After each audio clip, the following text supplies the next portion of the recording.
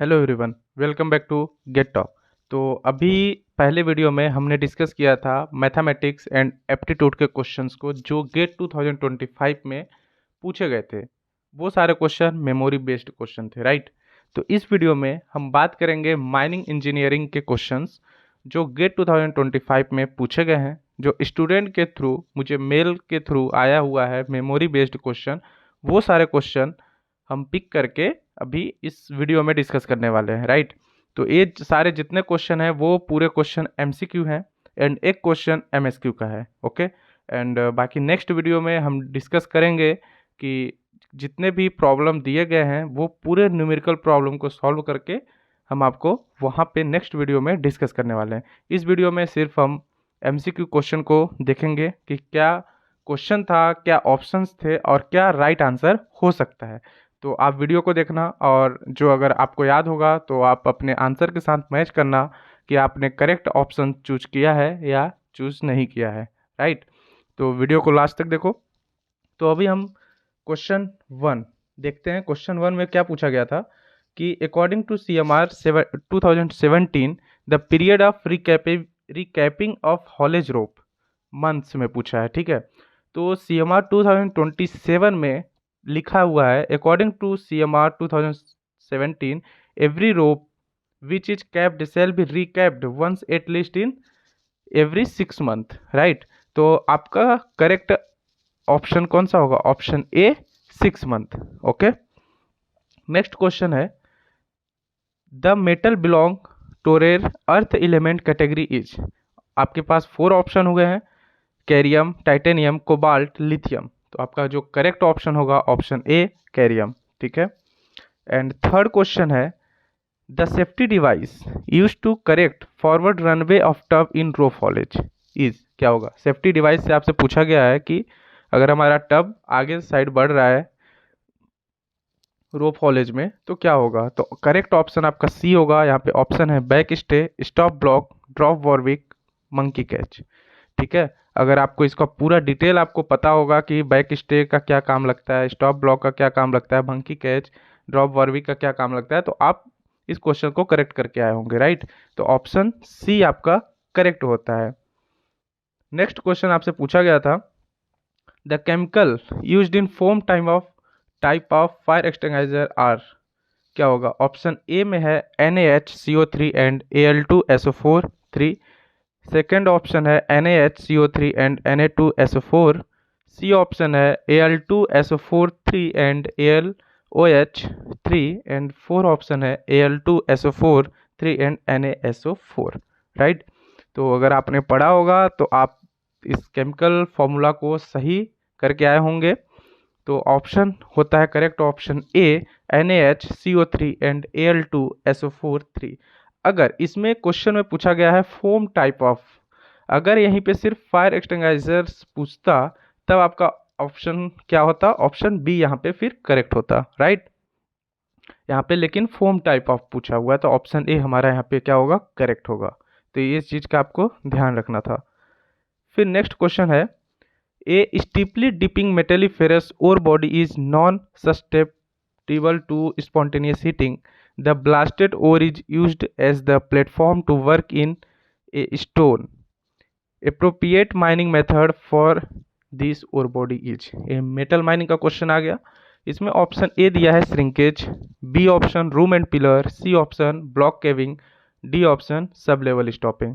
तो आपका correct option होगा A option shrinkage, right. Shrinkage stopping आपका होगा माइनिंग मेथड।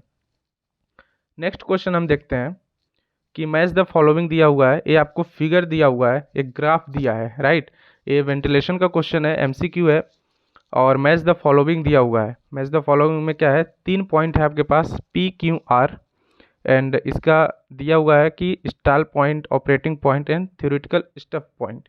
तो ये जो ग्राफ में आपको रिप्रेजेंट किया गया है PQ एंड R, वो आपसे पूछ रहा है कि P को क्या बोलते हैं, Q को क्या बोलते हैं और R को क्या बोलते हैं, ठीक है। तो करेक्ट ऑप्शन देखने से पहले मैं आपको दिखाऊंगा एक ग्राफ, 3 ग्राफ हैं जो मैंने ड्रॉ किया है। उन तीनों ग्राफ को कंबाइन करके एक ग्राफ रिप्रेजेंट किया गया था, राइट। तो देखें ग्राफ जो है आपका वो ग्राफ ये है, आपका यहाँ पे दिया हुआ है, इस ग्राफ में दिया हुआ है पी एंड क्यू का रिलेशन है, ठीक है। और जो आपका ये पॉइंट है, ये आपका क्या था, ऑपरेटिंग पॉइंट था, ऑपरेटिंग पॉइंट। एंड ये जो ग्राफ बना हुआ है ऐसे आया है, फिर ऐसे ऐसे, तो इस ये पॉइंट को हम बोलते हैं स्टाल पॉइंट, राइट। एंड इस ग्राफ में जो स्ट्रेट लाइन आई हुई है इंक्लाइन की तरफ, वो होता है थ्योरेटिकल हेड।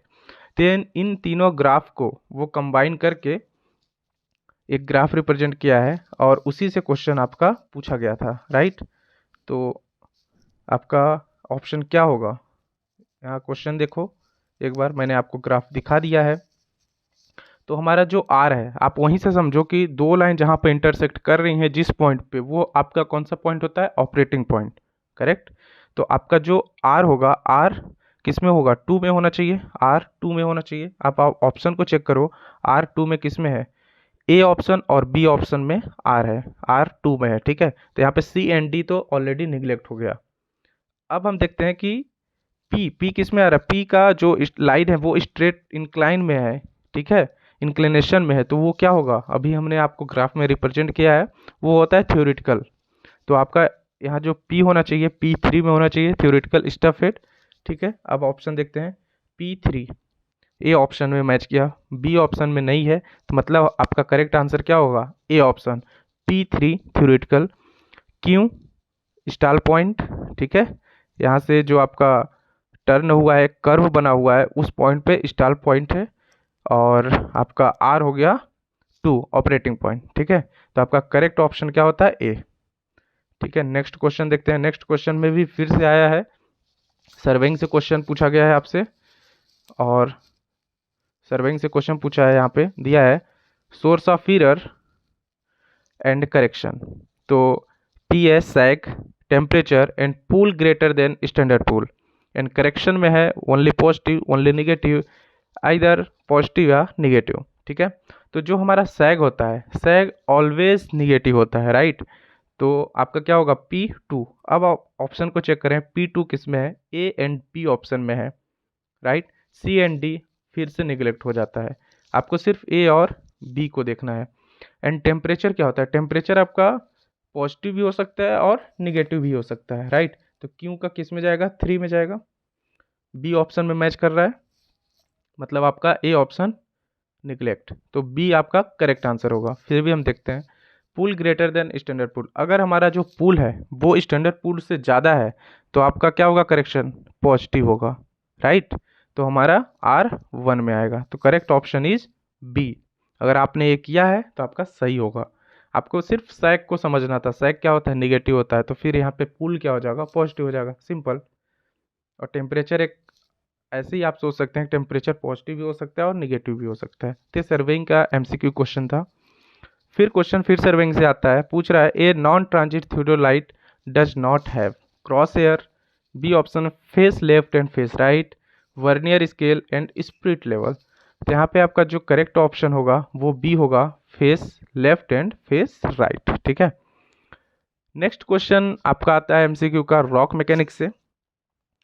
क्वेश्चन है, in a Brazilian test the front view of a homogeneous rock sample is shown in a figure, the failure initiated at the point R, जो आपका दिया हुआ है रेडियस ऑफ डिस्क। तो आपको एक फिगर दिख रहा होगा जिसमें एक सर्कल बना हुआ है, ठीक है, वो आपका समझो एक सैंपल है। और वहाँ पे जब ब्राजीलियन टेस्ट करते हैं, तो जब अगर हम फोर्स लगाएंगे ऊपर से नीचे, तो वो जो पूछ रहा है क्वेश्चन कि आपका फेलियर सबसे पहले कहाँ पे होगा, किस पॉइंट पे आपका फेलियर इनिशिएट होगा। तो आप ऐसे भी देख के समझ सकते हैं कि अगर हम ऊपर और नीचे से फोर्स डाल रहे हैं, ठीक है, तो आपका जो बीच वाला पॉइंट होगा वहाँ पे क्या होगा, क्रैक होगा, पहले फेलियर होगा रॉक अपना। तो वो पॉइंट पे हमारा क्या होगा, फेलियर इनिशिएट हो रहा है, राइट। तो हाँ, आपका ऑप्शन कौन सा करेक्ट होना चाहिए, सी ऑप्शन करेक्ट होना चाहिए, करेक्ट ऑप्शन इज सी, ठीक है। अगर आप ये थोड़ा सा भी लॉजिक अपना लगाए होंगे तो आपका जो आंसर होगा वो करेक्ट आंसर होगा, राइट। एंड एमएसक्यू देखते हैं, एमएसक्यू। तो ये सरफेस माइनिंग से क्वेश्चन पूछा है कि correct statements of drag line operation is या आर। एमएसक्यू मतलब होता है मल्टी सेलेक्ट क्वेश्चन, ठीक है, कोई भी ऑप्शन, चार के चारों ऑप्शन करेक्ट हो सकते हैं, एक ऑप्शन भी करेक्ट हो सकता है, ठीक है। तो आपके सभी ऑप्शन भी करेक्ट हो सकते हैं। तो आपका स्टेटमेंट क्या दिया है, आपसे करेक्ट स्टेटमेंट पूछ रहा है। तो dragline excavate material above the working bench, initial cut is called key cut, correct है।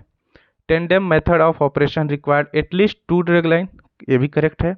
Dragline can move with walking pad, ये भी करेक्ट है। तो आपका क्या क्या ऑप्शन करेक्ट होगा, B, C and D, right. तो आपका करेक्ट ऑप्शन क्या होगा, B, C and D is the right answer. And again एक क्वेश्चन देखने को मिल रहा है, match the type of deposit, ठीक है, with the corresponding process of formation. तो आपसे डिपॉजिट का टाइप दिया गया है और प्रोसेस ऑफ फॉर्मेशन दिया गया है, ठीक है। तो आपको डिपॉजिट से क्या क्या फॉर्मेशन हो रहा है वो आपको मैच कराना है, ठीक है। तो hydrothermal deposit, metasomatic deposit, placer deposit and lateritic deposit दिया है। तो ऑप्शन यहाँ पे दिए गए हैं आपके, ठीक है। तो करेक्ट ऑप्शन आपका क्या होगा, बी। बी मतलब पी का 3 है, मतलब हाइड्रोथर्मल डिपॉजिट जो करता है, प्रोसेस करता है formed from highly fluid solution of magma. And Q जो करता है आपका मेटासोमेटिक डिपॉजिट जो करता है वो करता है alteration arising in rock due to hot igneous solution. And placer deposit जो करता है वो करता है transported and subsequent concentration of broken material from parent rock। And lateritic deposit जो करता है वो करता है leaching away of soluble mineral leaving behind valuable mineral at or near the surface, right. तो अगर ये भी करेक्ट होगा तो आपका ऑप्शन बी जो है करेक्ट होगा। नेक्स्ट क्वेश्चन देखते हैं, फिर से वेंटिलेशन से आया हुआ है। क्वेश्चन पूछ रहा है आपसे कि in a deep mining face of an underground coal seam both wet bulb temperature and dry bulb temperature are 30 degree, correct। the relative humidity of the mine environment in percentage। तो आपको पता होगा relative humidity क्या होता है। तो relative humidity जो है वो 100 minus 7 into dry bulb temperature minus wet bulb temperature. ये फॉर्मूला कब एप्लीकेबल होगा, जब आपका dry bulb temperature 25 degree Celsius से ज़्यादा होगा, ठीक है। अगर 20 टू 25 डिग्री सेल्सियस के बीच में है तो ये 7 के जगह पे 8 हो जाएगा। And less than 20 degree Celsius dry bulb temperature है तो आपका क्या होगा, यहाँ पे 9 हो जाएगा, राइट। तो आपका जो भी है ड्राई बल्ब टेम्परेचर वो 25 डिग्री सेल्सियस से ज़्यादा है, तो आपका होगा 100 minus 7 into dry bulb temperature minus wet bulb temperature. जब आप यहाँ पे वैल्यू पुट करेंगे DVT एंड WBT का तो 30 माइनस 30 0, ठीक है। तो आपका कितना रिलेटिव ह्यूमिडिटी आया, 100%। तो करेक्ट ऑप्शन इज सी, ठीक है। एंड नेक्स्ट क्वेश्चन है रॉक मैकेनिक्स से फिर से, the major principal stress sigma 1 and minor principal stress sigma 3 and the maximum shear stress are related as maximum shear tau max mod of tau max equal to sigma 1 minus sigma 3, right. The magnitude of normal stress on the plane where tau max act is। तो आपका answer क्या होगा, ए 0, ठीक है। Magnitude of normal stress क्या होगा, यहाँ पे 0 होगा, ठीक है। फिर नेक्स्ट क्वेश्चन देखते हैं।